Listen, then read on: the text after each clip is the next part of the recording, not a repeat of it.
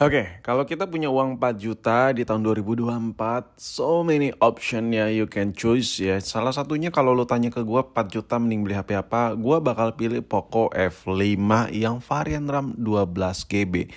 Menurut gue ini adalah pilihan yang paling cocok, paling oke. Coba lo tonton video ini, gue bakal coba jelasin ini versi gue. Kalau ada yang kata-kata kurang setuju atau opini yang kurang setuju, bacotin aja, langsung hit aja di kolom komentar boy.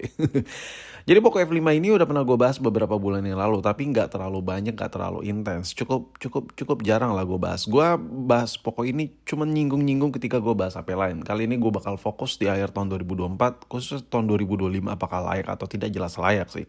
Yang pertama adalah kesan pertama gue yang gue suka adalah handphone ini skor Antutunya tinggi sekali, 1,1 juta dan baterainya besar sekali. Jarang-jarang nih baterai lumayan besar, skor Antutu tinggi. Nah, lu dapat nih di Poco F5. Sedangkan kalau lu pilih iPhone di harga yang sama, kalau kita ambil varian resmi iPhone ya, lu bakal dapat contoh kayak iPhone 11 misalnya. Itu skor Antutunya masih jauh di bawah si Poco ini, yaitu cuma 800 ribuan. Even kita bandingkan dengan iPhone yang harga lebih mahal dari Poco sekalipun, itu masih sedikit performanya di bawah si Poco ini. Sampai kita bahas ya, sampai gua bandingin maksud gue, sama iPhone 12 masih tetap aja kurang gitu. Ya mungkin ini dari apa ya, di atas kertas aja sih, tapi pada kenyataan lapangannya semua itu tergantung dengan kondisi baterai. Tapi at least kita bisa memilih dari aspek di atas kertasnya itu udah layak gitu, udah oke gitu. Selebihnya tinggal gimana kita milih handphonenya bagus atau tidak. Hal-hal yang mempengaruhi performa sebenarnya mulai dari baterai, layar, itu lu harus pikirin semua. Minimal kalau lo mau bener-bener performanya oke, semua harus masih original bawaan. Mungkin bagi sebagian orang bacotan gue ini terdengar receh, apa sih harus bawaan, ori bawaan? Enggak gini. Layar kalau udah gantian itu menurunin performa. Kalau lu belum bongkar HP, ya lu nggak bakal tahu hal itu kenapa bisa terjadi. Gue udah pernah jelasin di beberapa video tahun lalu lah. Tapi nanti gue coba jelasin lah kalau misalnya banyak yang tanya. Yang pertama kalau kita ngomongin si Poco F5 ini dari segi connectivity, jelas ini udah Type-C. Untuk di bagian bawahnya ini ada buat SIM tray dan lubang mikrofon dan lubang speakernya. Untuk speaker sendiri handphone ini sebenarnya nggak bisa dibilang oke banget gitu di harga 4 juta. Sebenarnya lo masih ada pilihan lain sih. Cuman untuk handphone ini dengan skor Antutu segini dan experience yang ada di speaker, menurut gue enough lah. Dan satu lagi kelebihan si Poco ya. Ini gue nggak hanya ngebahas si F5 ini aja. Kalau lo beli varian-varian Poco yang harga 3 juta, 4 juta, ya lu nggak worry lah. Lu dikasih charger yang benar-benar layak gitu, gede, kenceng ya, keras tahan lama. Anjir, itu punya gue. Intinya handphone ini cakep lah kalau dari sisi performa, dan lu beli full set tuh udah all package. Untuk bagian atasnya ini ada sensor-sensor ya kayak produk-produk Redmi juga pada umumnya, kayak produk Xiaomi, Redmi pada umumnya kan masih satu keluarga gitu loh ya kan. Bagian atasnya ini ada jack audio 3,5 dan ada lubang speakernya lagi. Ini yang gue bilang ya, lubang speakernya benar-benar dari samping ke samping gitu. Tapi kayak kurang jos gitu karena kurang nyenter sih suara yang menurut gue ya, tapi nyaman. Terus untuk bagian bump kameranya ini nggak lebay kayak Android pada umumnya, yang dimana sebenarnya gini loh, kalau bump kamera tinggi banget oke gitu, kalau sensornya itu gede gitu. Tapi masalahnya HP-HP murah yang bumpnya gede itu sensornya kecil kopong. Jadi ya menurut gue kayak nyusahin aja gitu. Lo dikasih kaca kamera yang tebal-tebal gitu, tapi kamera aslinya tuh modulnya itu sensor kameranya kecil ya, kemakan model gitu, dipakai ribet ya, gampang lecet, gampang retak kaca kamera saking tebalnya. Tapi si Poco F5 ini nggak terlalu nggak ngikut-ngikutin tren-tren kayak gitulah. Itu gue suka. Sepele tapi mungkin jarang dipikirin sama orang, tapi itu sebenarnya berguna loh untuk pemakaian jangka panjang. Nah sekarang kita nyinggung displaynya. Handphone ini salah satu display terenak ya menurut gue di HP kasta 4 jutaan ya. Salah satu handphone dengan layar ternyaman, terenak yang bisa lo pilih ya, salah satunya. Ada pilihan lain, cuman ini salah satu yang masuk kategori, ini versi gue. Kenapa? Karena refresh rate-nya udah nggak main boy, 60-60an, dan brightness-nya nampol, resolusinya tajam, ukurannya nih gede tapi nggak kegedean dan nggak kecil yang kekecilan, pokoknya pas gitu. Di kantong juga masuk.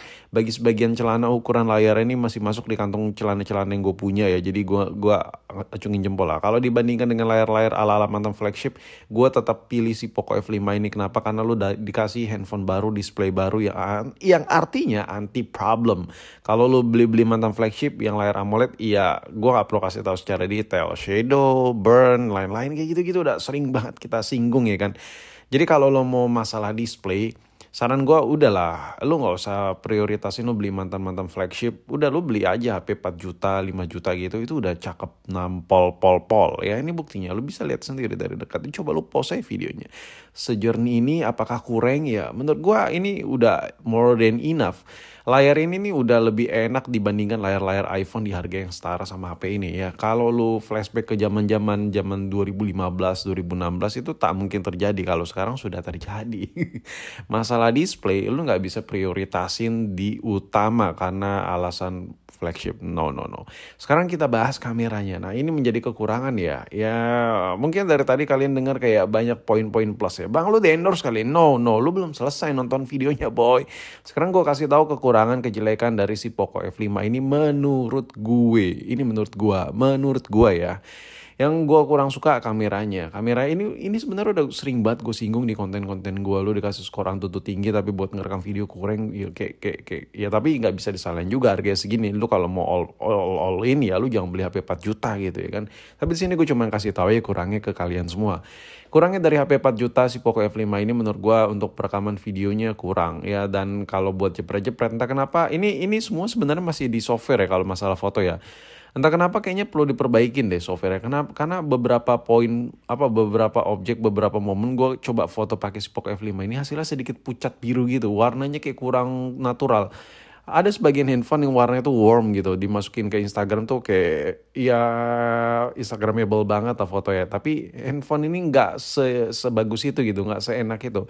Jadi setiap kali gue jepret pakai HP ini, beberapa foto tuh memang harus gue rubah lagi tone warnanya, harus gue grading lagi biar menurut gue nyaman gitu. Dan itu ngeganggu banget sih untuk sebuah HP 4 juta. Kenapa hal sesepele itu tidak bisa terjadi kalau buat video recording? Oke lah, Android emang as always like ya kayak gitu mulu gitu. Rekaman videonya kayak kurang. Nah sekarang menurut gue kesimpulan gue terhadap HP ini ya.